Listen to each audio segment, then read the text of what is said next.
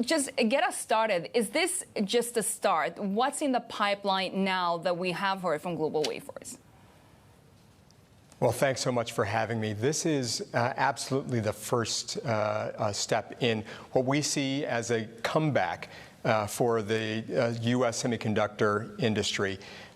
We've seen commitments, certainly by GlobalWafers, the $5 billion plant in Texas, but we're hearing of just a number of other companies that are looking at the U.S. as their partner of choice for rebuilding the semiconductor industry. Will this help the competitiveness against China? Well, it is certainly going to help our competitiveness writ large. Under the Biden administration, we've seen huge increases in manufacturing, and semiconductors, as you know, are and have said, is the absolute most crucial investment that we could be making right now. So many of our products need semiconductors, our phones, our appliances, certainly our cars and the equipment that we use in our businesses. So this is the first step. We expect that the entire ecosystem is looking at the United States as the place to build and make sure that we don't end up in a place down the road where we're in this shortage of semiconductors. Even if the CHIPS Act isn't passed, what needs to be done by Congress? Well, we are going to get the CHIPS Act passed. We know that the Bipartisan Innovation Act, the conferees are working on it. We've heard loud and clear. The Secretary and I have been speaking with members, and they're making a lot of progress. So our expectation is that it's going to get passed.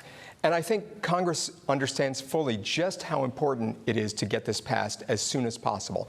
We've already heard earlier this week that Intel has put a pause on its investment in Ohio. That's a $20 billion commitment to rebuild American manufacturing, rebuild our semiconductor leadership. We need to get this passed so that we can get more investments like the one we already heard from GlobalWafers and so many others. What will it take to get it passed, Deputy Secretary? I wonder because Secretary Raimondo did say that this GlobalWafers deal was contingent on whether the chip deal would go through. Why make the announcement then if it wasn't firm?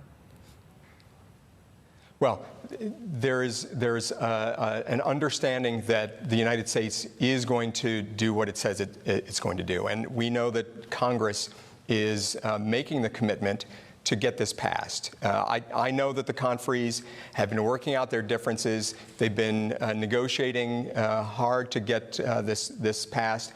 We expect that it's going to get done in the next few weeks. We know that they have the hard deadline of the recess coming up. So Congress fully appreciates why it's so important to get it done. But we have to get it passed because there are so many more of these deals that could happen.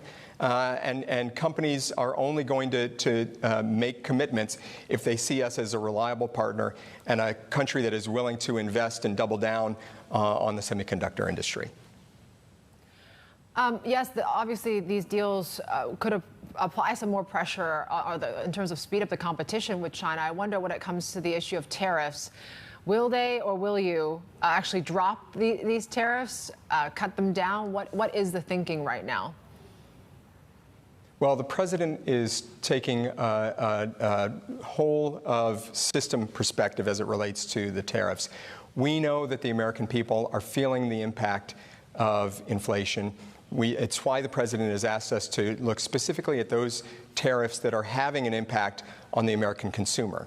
At the same time, we have to recognize that there's a reason that these tariffs were put in place in the first place, that aluminum and steel dumping was occurring across the globe, that so many products our competitors were trying to undercut our businesses through unfair economic practices. So we're going to take a balanced approach. This is something the president is spending a lot of time thinking about, and I expect that in the coming weeks we're going to have a very clear response on how to deal with this. So do you have a deadline for when that decision needs to come? Well, the president recognizes the pain that the American people are feeling every day, and so we're going to work as quickly as possible. But again, we have to recognize the global economy. There are many actors involved here. We're working closely with our partners across the globe to make sure that we're not just doing this unilaterally, that we're working with our partners in Europe and in Asia so that we can prevent the type of coercive economic practices that we've seen from some countries. And I want to switch gears and talk a little bit more about Russia, where obviously you have been kind of the driving force in the sanctions effort. The screws are still very tight. Don, what more can the U.S. do in terms of the export controls front? Well, the good thing for us is that we've taken a long-term perspective as it relates to the export controls. We know that unlike the sanctions, the great sanctions work that the Treasury Department has done, the export controls work is something that takes a little bit of time to have an impact. So we are going to continue to work in a multilateral fashion, working with our partners around the globe. 36 different nations have joined us in imposing these export controls. That's having a meaningful impact on Russia right now. Yeah. We know that they are not having access to the equipment that they need to restore their military. So we're just going to keep the pressure on